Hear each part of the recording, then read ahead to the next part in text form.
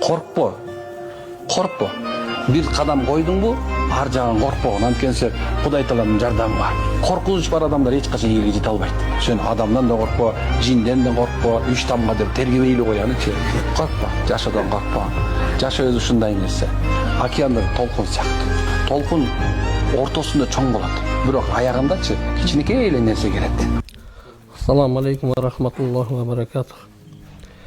Биринчиден кой бул эң улуу улуу адамдардын жолу да. Улуу адамдардын жолу дегенде канча пайгамбарлар келсе ошонун баардыгы кой баккан да.